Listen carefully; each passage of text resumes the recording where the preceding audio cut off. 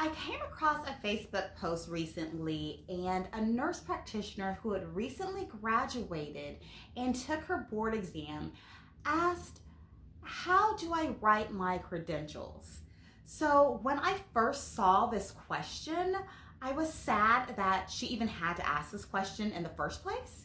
And I was also a tad bit embarrassed. So stay tuned to see why I was actually embarrassed that she actually had to ask this question. And then I'll tell you the answer of how you actually write your credentials after you pass your board exam.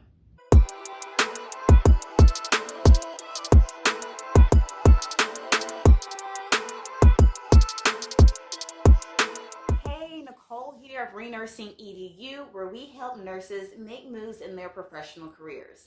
My name is Nachole Johnson, and I am going to answer the question of how you actually write your credentials once you graduate from school and you pass your boards. For some reason, this question seems to come up a lot. As I said, I've been scrolling on social media, and I'm a member of a lot of nurse practitioner groups for students and new nurse practitioners and experienced nurse practitioners alike. And there are just some questions that pop up, and I'm just in disbelief that these questions even pop up and why these questions pop up. So I was saddened when I actually saw this question pop up, and then I got embarrassed, and then I got a little bit angry as well, because there's no reason that someone who has just completed either a master's degree or a doctorate degree should have to go on a public forum and ask peers how to write their credentials. No reason. None whatsoever. So I had to think back why this question even would come up. And what I came up with is that the nurse practitioner profession as a whole is fractured. And what I mean by it being fractured is that we have so many different credentials. We have so many different certifying bodies that it gets confusing, not only to the general public, but to nurses themselves when they're going through school, or even nurse practitioners who have already graduated. It's very confusing, and I believe things should be streamlined in order to make things easier for nurse practitioner students, nurses, and the general public. There's no reason that we should have so many different certifications. There's no reason that we should have so many different certifying boards. So when people think of nurse practitioner, a lot of people immediately jump to family nurse practitioner or maybe even adult gero nurse practitioner. But in all actuality, there's about 9 different certifications that you can choose from when becoming an NP.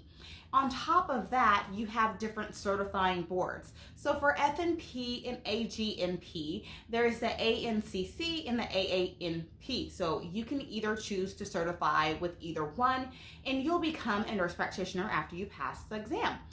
But with women's health, with pediatrics, with ER, all these different certifications that we have, there are different certifying bodies. So 9 certifications that I know of right now, and I believe 4 or 5 different certifying boards that allow you to actually be certified after you take your exam so you can practice. So no wonder nurses and nurse practitioner students are confused when they graduate. I blame this on the profession for being fractured and having too many certifications. I am of the firm belief that we should follow the medical model and have a generalized practitioner, and then after that we have some type of residency going into what we want to do. So that way we have one certifying board, everyone knows how to write their credentials, and then people can go on and get specialized in a different specialization. Same way with PAs, they have general education and they go on and they specialize in whatever they want. They have no problems finding jobs because they don't have the correct certification. So as an example, I'm a family nurse practitioner. I am supposed to be able to see from birth all the way up to 99 years, gerontology, whatever you want to call it, right? So when I graduated from school, I really wanted to work at the pediatric hospital or work with pediatrics, period. But I could not work with pediatrics because I was told I needed to have a pediatric nurse practitioner certification in order to do so.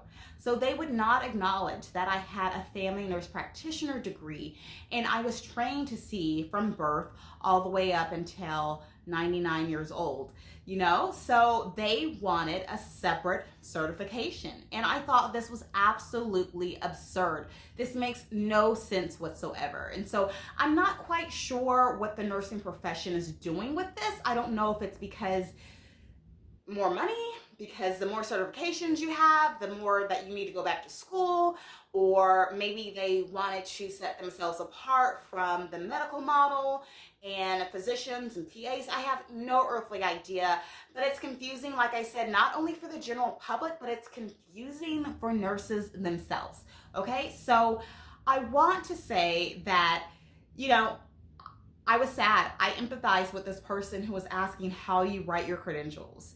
And then I got embarrassed. I got embarrassed simply because I'm a nurse practitioner, and I know other people on the outside are looking in at the nurse practitioner profession and seeing all the stuff that looks like we're completely unorganized, we're unprofessional, they're graduating too many people, just everything that you've probably heard about nurse practitioners. They're looking in, it's like these people don't even know how to write their credentials when they get out of school. Sad. Okay, so let's go ahead and move into how you actually write your credentials. Okay, so before I go any further, if you're a nurse practitioner student or brand new nurse practitioner, tell me, did you know how to write your credentials after you graduated from school and after you passed your boards? Or did you have to reference something? Did someone have to tell you how to write your credentials? I'm very curious to know who taught you how to write your credentials, if you had any issues trying to figure out how to write your credentials, if you even thought this was an issue at all. So leave me a comment below. Let's go ahead and get into how you actually write your credentials. For the sake of this video, I'm only going to focus on FNP and AGNP simply because that is what my textbook covers, and they actually have the same certifying bodies, okay? So you have to look at where you're graduating from. Are you graduating from a program that grants you a master's degree? Or are you graduating from a program that grants you a doctorate degree? Okay, that is going to be the first thing after your name. It's going to be an MSN or DNP. So always your academic credentials first, okay? After that, you go into whatever nursing certification you have. So I'm an FNP, so it would be Nachole Johnson, MSN, FNP. Then we go a little bit further here because I took the ANCC versus the AANP. They both have different credentials. They both will grant you the ability to practice as a nurse practitioner. You do not need to take both exams. So I want to tell you that real quick. You do not need to take both exams. I hear people doing that, and I think that's absolutely silly. Okay? So I took the ANCC, and the ANCC grants you a BC behind your name. So my full title is Nachole Johnson, MSN, FNP / BC for board certified. If I went back and I decided I was going to take the AANP versus the ANCC, my title would be Nachole Johnson, MSN, FNP / C for certified. So those are the differences. That is how you write your name. Depending on what state you practice in, you may have to put something else behind that, which would be something like Advanced Practice Registered Nurse or APRN. In some states, it's Certified Nurse Practitioner. It just depends on what state you're in. So back to me telling you that nurse practitioner students are confused. So this adds on another layer of confusion considering where you actually practice at, where your state is, where you're from. It's all different. That is another cause for concern and another cause for confusion. Because think about it. Doctors don't say that they're a different type of ND because they practice in Texas versus them practicing in New York. Their credentials are the same. But in nursing speak, with nurse practitioners, our credentials and our titles are completely different based upon if we go for master's, doctorate, if we go for the AANP or we go for the ANCC, versus if we live in Texas versus if we live in New York State. It's different wherever you're at. And so it causes a ton of confusion. Okay? So I hope this video actually cleared up how you actually write your credentials after you graduate from school and pass your board exams.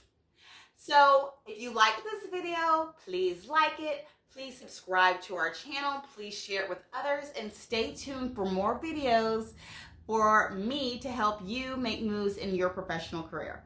And I'll see you on the next video.